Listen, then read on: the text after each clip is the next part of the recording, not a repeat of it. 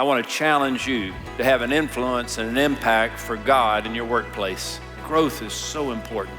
Companies don't grow, we believe, like people grow. When your people grow, then your company grows. The next revival in America is going to be in the workplace.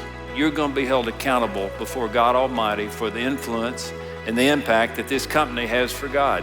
Your character is what you set the foundation for your life, not just your business, but your life. Coach Vince Lombardi, it's one of his quotes. He says, if we pursue perfection, we'll catch excellence.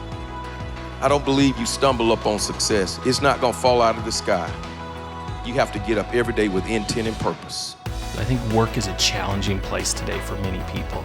You know, how do I share my faith? How do I live out my faith? We want that truth, the truth that we know in Jesus Christ, to permeate everything we do. And bring God into the workplace is an incredible thing that we can do.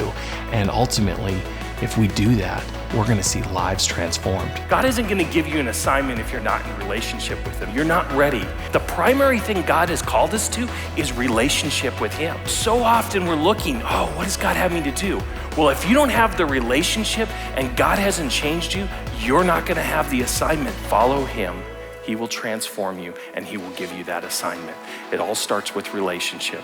Never insult God with safe living and small thinking. Bold leadership comes from confidence in knowing who you are.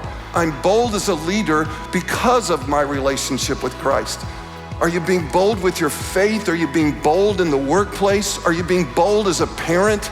Are you being bold in your marriage? That's what sets you apart to accomplish great things for Him.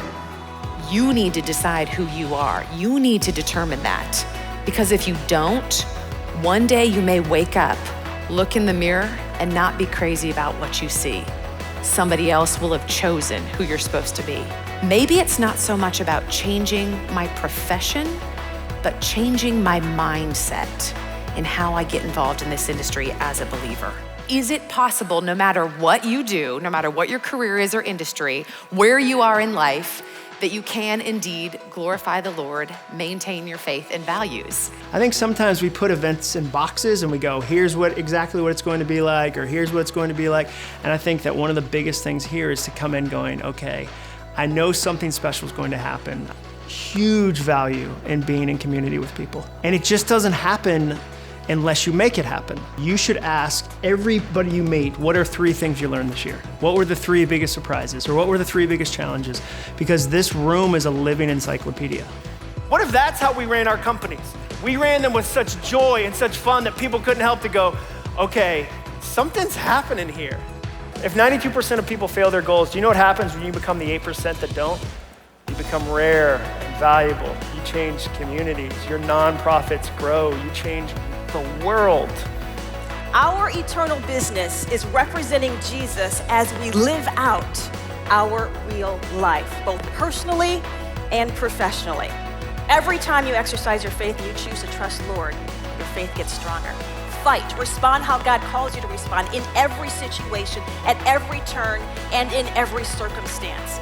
Then let your light shine at all times and always be ready to share the source of your hope.